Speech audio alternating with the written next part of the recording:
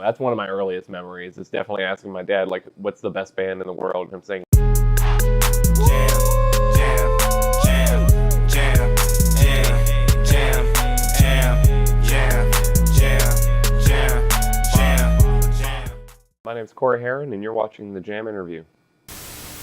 What's your story? I'm just a dude from Kent, Ohio. Been playing in the music scene for probably like 12 years or so now.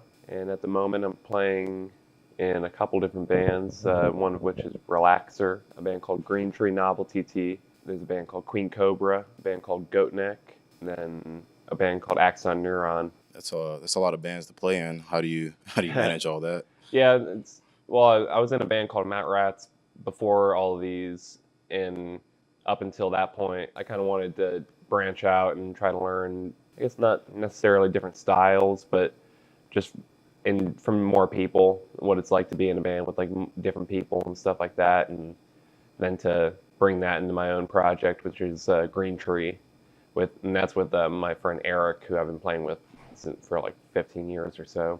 He played drums in Mount Rats, our old band. Do you do music full time? No, my main gig is working at Earthquaker Devices, the guitar pedal company here in Akron. I'm our quality control supervisor.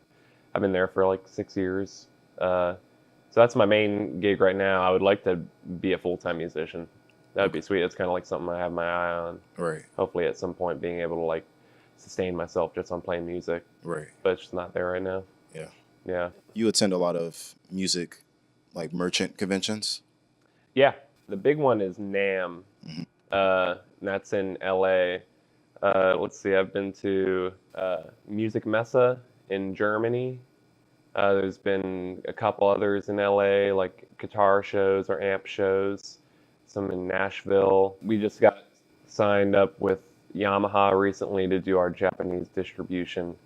And so I kind of have my eyes on hopefully going to, I forget what it's called, but the Japanese like equivalent to NAMM. Okay. That's also where I get a lot of like inspiration is from talking to a bunch of people and like what they're doing with the pedals and Right. what their band configuration is like, and that's just kind of cool to like shoot the shit with people and see how other people like to make music. So from going to music merchant conventions to like meeting Coheed and Cambria, like Oh, yeah. what was like the most rewarding experience for you? I mean, meeting Cody and Cambria was probably one of the best moments of my life. That was pretty sweet. Yeah. Especially like telling Claudio how to use the Disaster Transport Senior to like get rhythmic delays, and he's like, "Whoa, that's really cool." Yeah. I'm like, "Right," because they're like my favorite band in the world. But I think like the most rewarding, like there's a dude I email from Australia still, who I'm like helping him with his concept of his rig. So I think it's like stuff like that, Yeah. where it's like not even like the famous people, it's just like the average Joe who's just trying to like work out this concept of a rig. One of my big passions, I guess, is just signal chain and like signal flow. And like I'm always thinking of different like gear or rig ideas, especially in like the Green Tree thing. Yeah. From like the one guitar, there's 4 different signal paths happening at the same time. And it's like a 3 amp rig and everything. So I really like trying to help people out, like when they're having problems. Can you recall the first time you modified a pedal? And like how did you get into that? So the first one I ever modified, I guess it was also with my guitar. I put our speaker cranker in a black Telecaster that I have. So I like dremeled out like a little spot for the circuit board and popped it in there. Enough space for like the battery and like a little on-off switch. But prior to like getting the job at Earthquaker, I really had no experience with pedals or anything like that. Yeah, Well, yeah. They just kind of like taught me everything I know really. What was Germany like for you?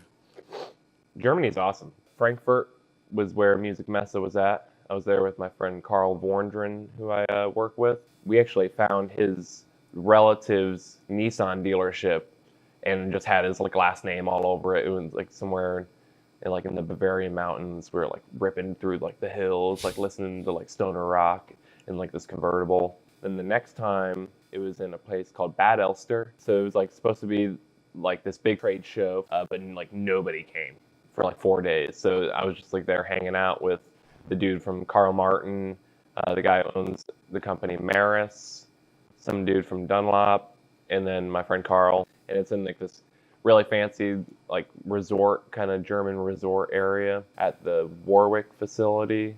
They make like basses, Warwick and Framus, bass and guitar. That last time, although it was like a business kind of fail, that was probably my favorite time. Oh, and Gianluca was this Italian cat that was like some ukulele company that he worked for, but he was just pretty hilarious. Yeah. Yeah. It's cool meeting all those kind of dudes, you know, because everybody just likes to talk gear, get drunk. Right. Yeah, just hang out. Yeah, it's pretty cool. So you hear about like a lot of, musicians having their first experience with like music. So what was your first experience with music?